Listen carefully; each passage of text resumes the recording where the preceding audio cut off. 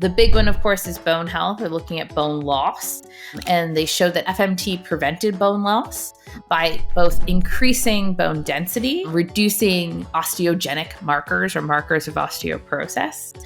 And they think one of their hypotheses here is that FMT might be involved generally in bone regulation, and the gut microbiome we know is. So by doing this, FMT is helping with that process, kind of re-regulating it. And they showed that it decreased bone reabsorption and increased bone formation. And so it's mitigating these kind of negative impacts that can lead to this postmenopausal osteoporosis. So FMT is kind of playing a role in kind of helping re-regulate that relationship between the gut microbiome and bone and reducing that kind of those negative impacts, which I think it's an important finding, and I think something worth looking at in terms of if we can re-regulate the gut microbiome or maintain its health, can we reduce how many people are faced with this? Because everybody kind of may get into osteoporosis in different ways for different reasons. But could this be a way that we help kind of re-regulate and increase bone formation to maybe mitigate or help kind of rewind the clock in people who already are facing osteoporosis or people who are at risk of it?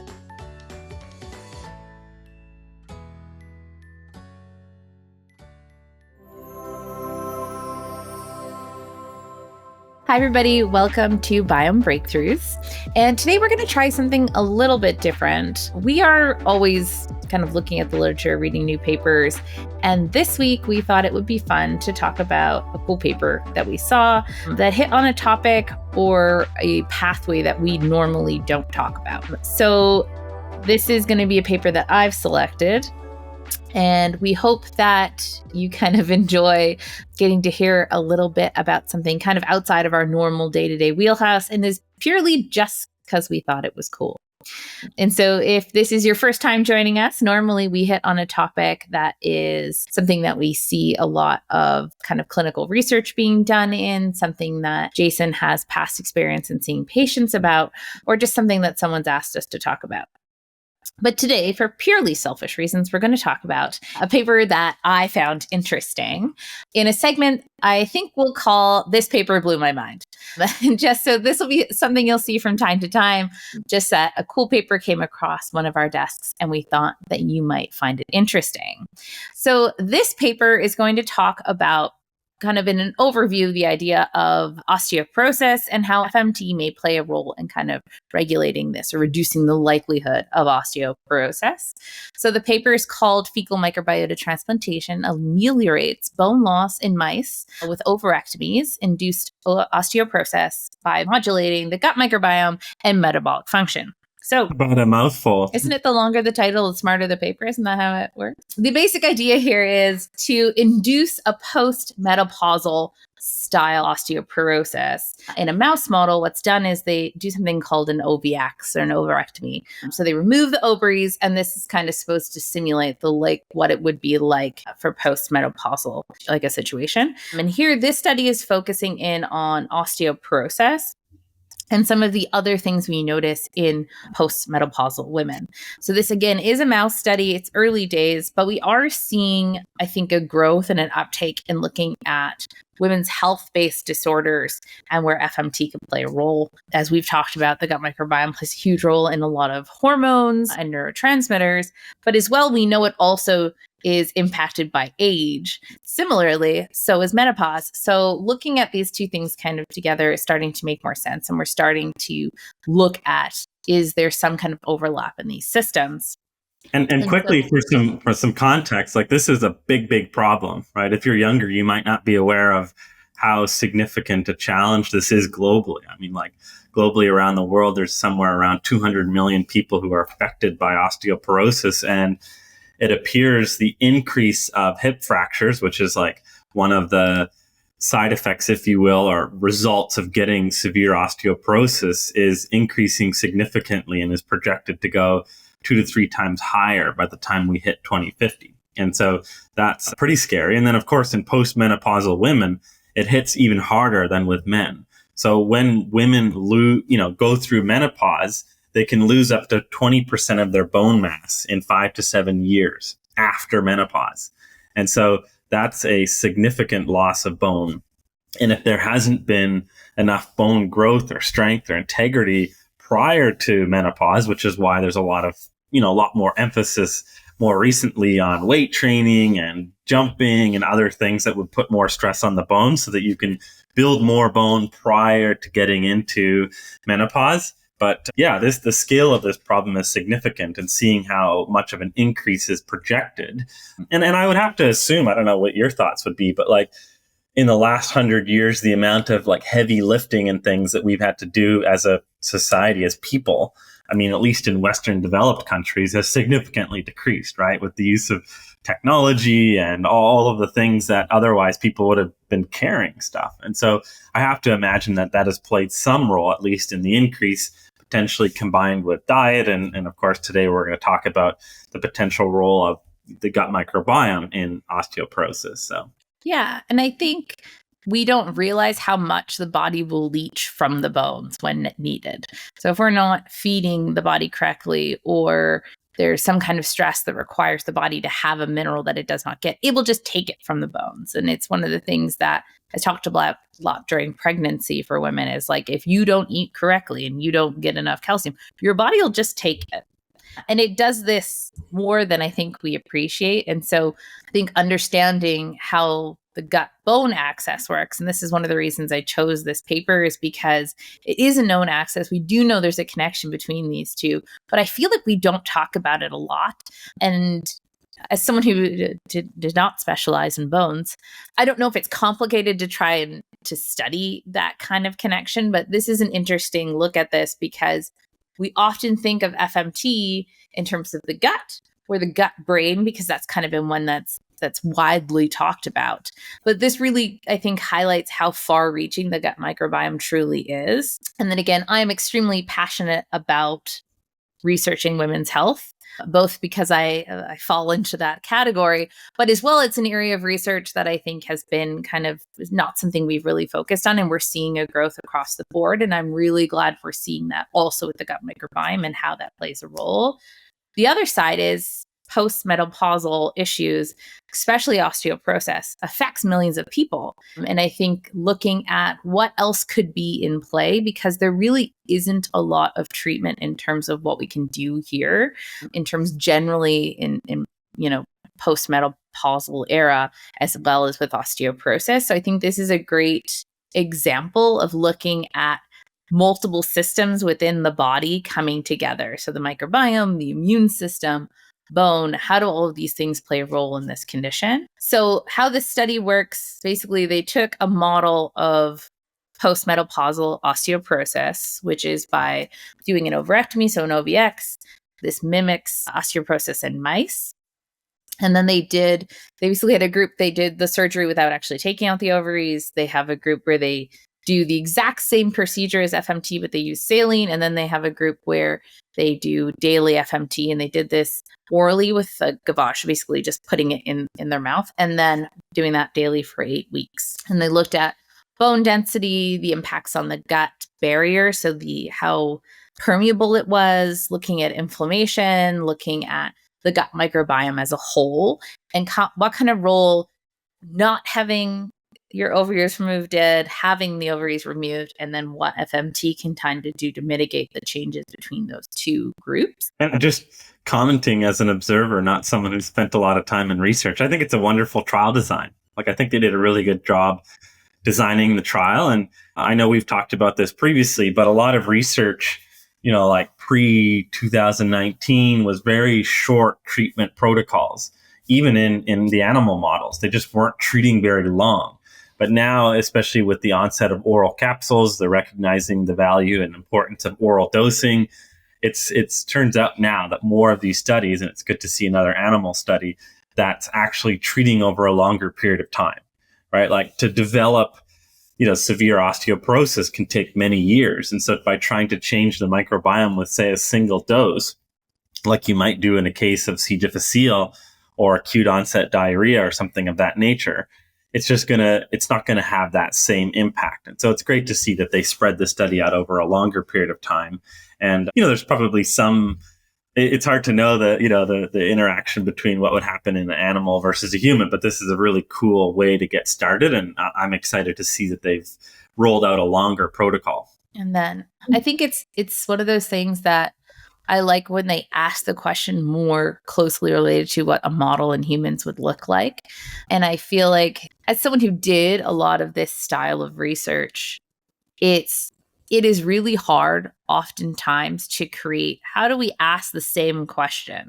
And something I find interesting about this study that kind of goes across the board, often when female mice are used in studies, they are given this procedure to reduce the fluctuation in hormones and then treated as normal.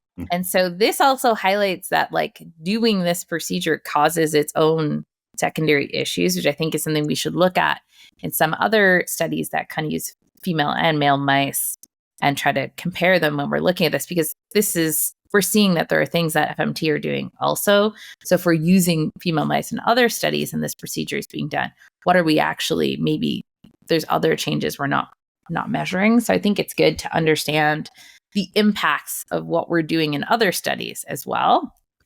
And so some of the things that I found interesting, and I think we talk about this a lot just in terms of generally with FMT in terms of the aging sphere, because we know the gut microbiome deteriorates with age.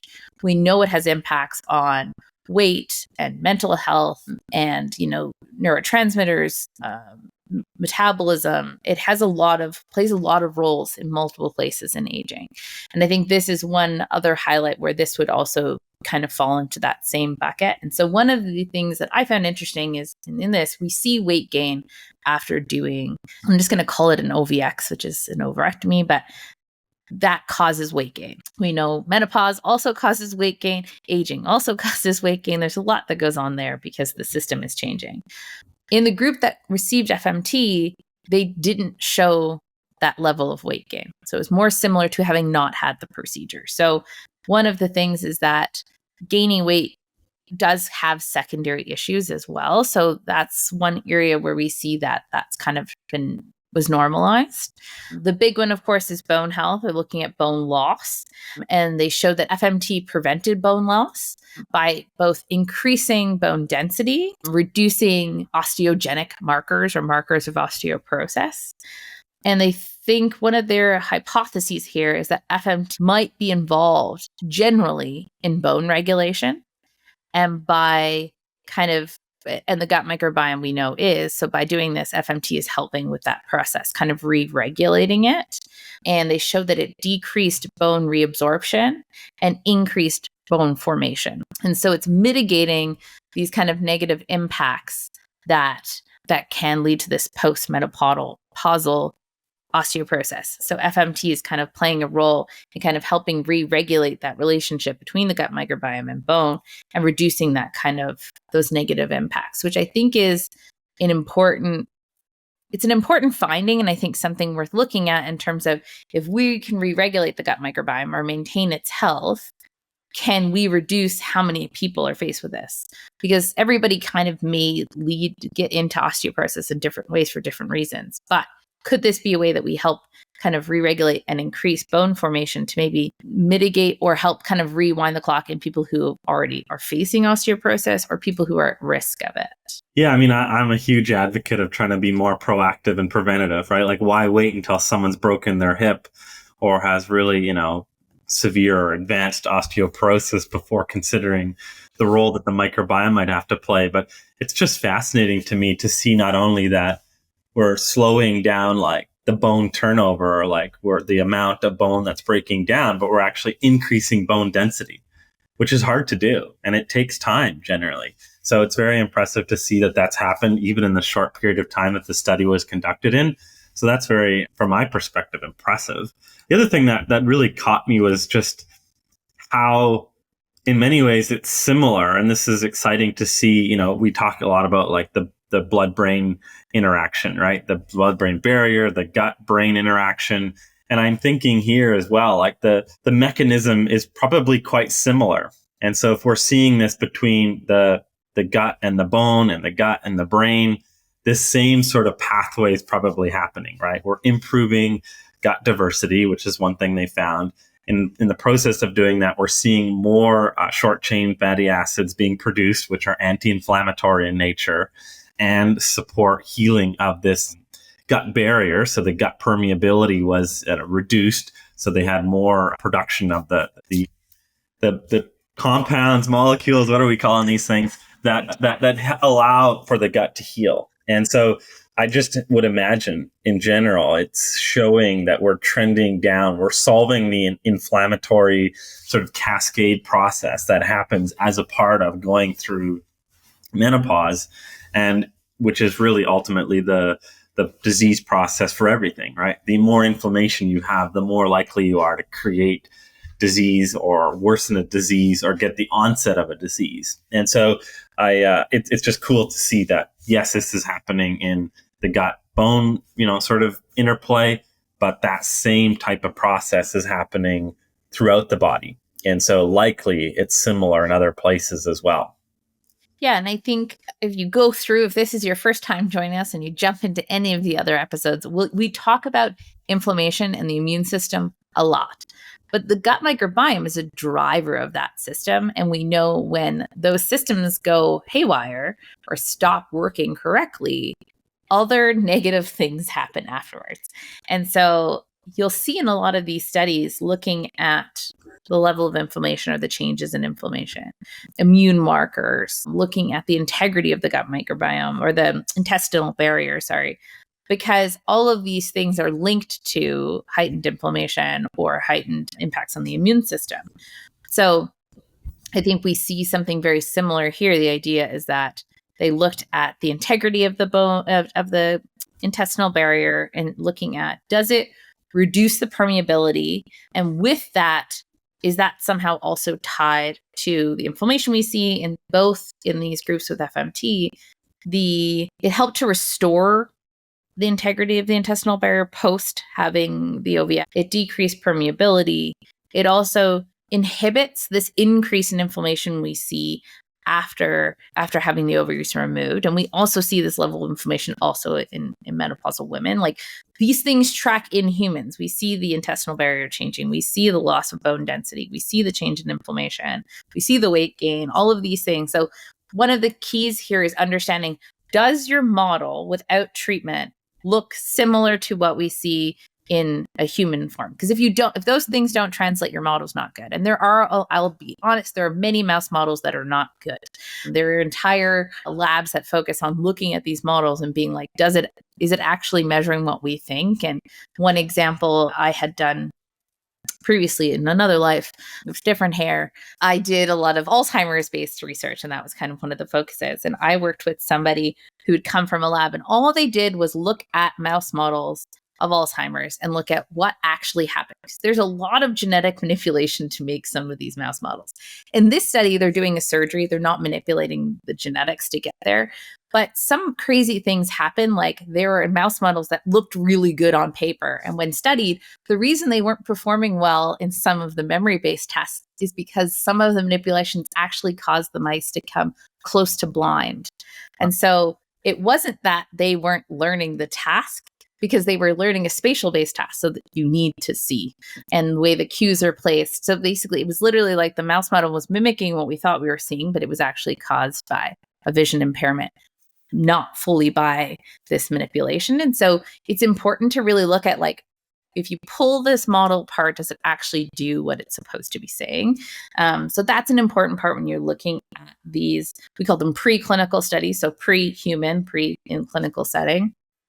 And they ask important questions, but they are the first part of how do we then actually look at this in a clinical setting. And so this is really exciting. They asked some really good questions. They went through kind of the whole picture of what this issue could be. And they tried to look at, like, does estrogen deficiency impact gut permeability or the gut microbiome? Does it have a role in systematic inflammation? Does it play a role in bone loss? These are all parts of this one question. And they did a really good job looking at it. And one thing you mentioned, Jason, is like, oh, these changes within this short period of time. And one of the interesting things you can do in animal models that you cannot do in humans is they could actually look at, was the bone currently making new cells? So they can slice up the bone, look at it and see. So that's one of those things that we can look at, like right at the beginning, when this first starts, is the system trying to go back to normal at a really both high level and in a molecule state? So I think that's kind of an interesting way. They're like seeing that it's physically, like currently at the time of looking, this was happening. And so I think it gives us a really good next question. And we're seeing a lot of this. We're seeing the beginning of really interesting new questions being asked, because we're coming down to like, this is an immune issue or this is an inflammation issue. Something starts here. And then the question becomes, where's that inflammation starting, or what's regulating that inflammation? And there's more and more people coming to well, if the gut is the driver of this, is it being impacted, is question one. So you see a lot of studies looking, kind of the first question is, can we take someone with this disease, look at their gut microbiome and see if it looks dysbiotic, or is it being impacted? Is there a change? And sometimes we're finding in some cases, it's not just, is it the whole picture dysbiotic, or what types of things are predominant there may be shifted. And so you could have maybe their alpha diversity or beta diversity isn't changed, but the level of pro-inflammatory they have versus, like what's that shift? So that's part of these kind of questions. And I think that's why I find this stuff so fascinating, because it's, okay, so we know that's shifted. What's the next thing we have to look at? And how do we get down to its lowest level to really tease it apart? And then how do we put that back together and now ask the next question? How do we get it into a clinical setting? And so I really enjoyed that they kind of pieced each one of these apart. So far as looking at like, what did FMT do in terms of not just restoring the composition of the gut microbiome, but which specific types of bacteria or microbiota shifted. So then that gives us a marker then to look at. And of course, short chain fatty acids are a huge thing to look at. And so I think that was really well asked. Right. I mean, I think a lot of times the hope amongst the research community and the pharmaceutical industry that comes behind it is that there might be a compound, right? And that's a lot of how medicine and research and drug development has been done, really. It's just looking at single compounds to try to affect change in disease.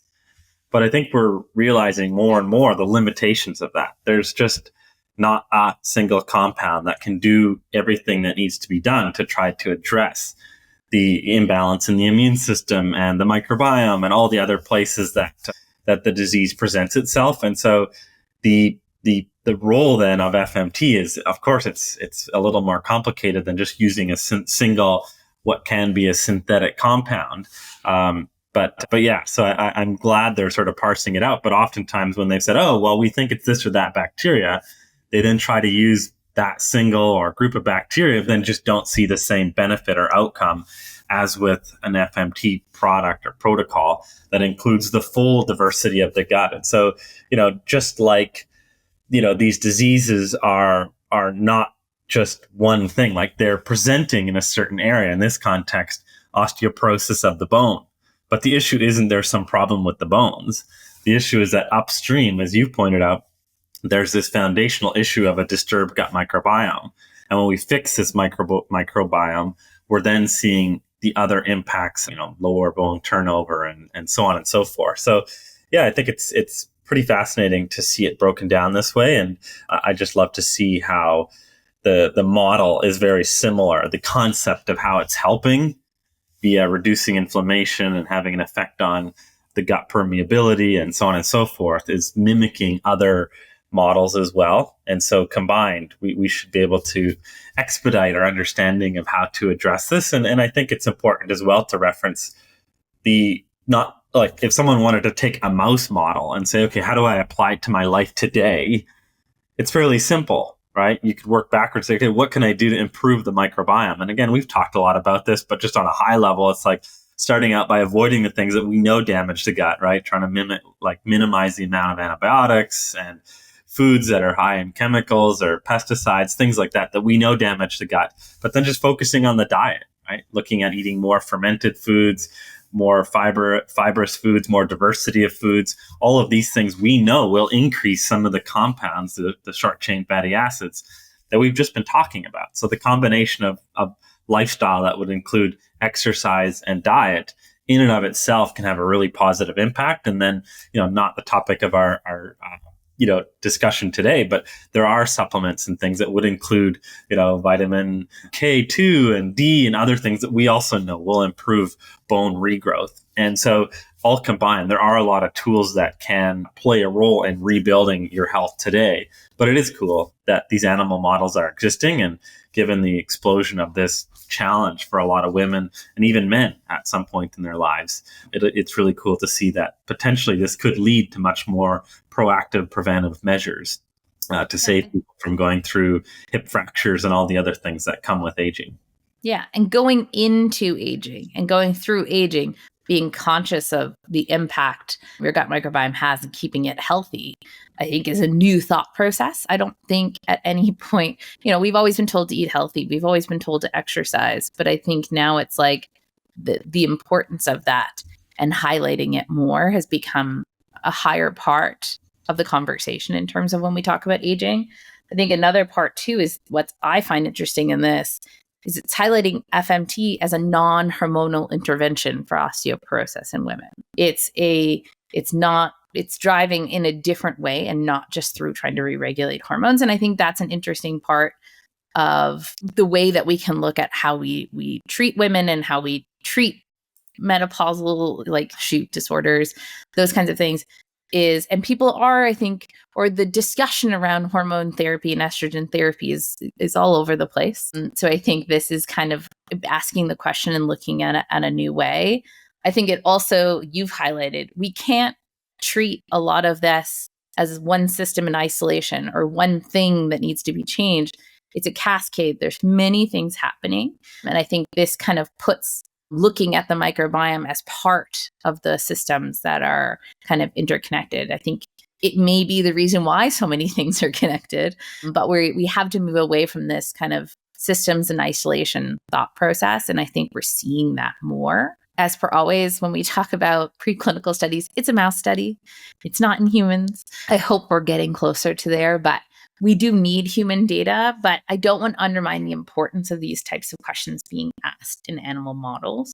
I'm always hesitant to talk about animal studies, especially in cases like this, because I think we sometimes want to go from mouse to people too fast. But it's important, I think, to ask these questions and then figure out, then now how do we ask the next question? But I think it's really cool. I read it and was like, this is cool. And we're finding more of these studies coming out that I read them and I go like, we're on our way, or at least we're asking really cool questions that I hope lead to really cool outcomes for people, because we're all aging. Some of us feel faster than others, it's just, so I think it's important to start thinking about how do we prevent this? Because I feel like, and we talk about this a lot, we don't do preventative medicine as a whole. We are very reactive in how we treat things right now.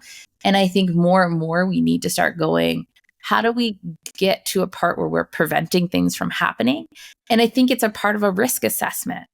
And there are some things where you're like, is the risk worth the possible change? But we have to start getting to choices where we go, the risk is low and the outcomes could be great. And I feel like that's where we're starting to get to in some of these studies, that maybe we can lead towards, in some senses, being preventative if the risk is there, or if we know that most people there's a high likelihood. But can we choose things where the risk is low? And I think with the regulations around FMT, the way questions are being asked and the amount of donor screening, and I think as we get closer where everyone is going to have to produce FMT similarly to in a pharmaceutical environment. I mean, we've went through that and watched that happen. I think we get to reducing the risk over and over again that's associated.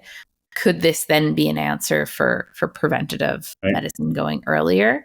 So I feel like that's part of why I think it's cool too, because I think it's opening the door to maybe there's so many positive here. What were the negatives? Right.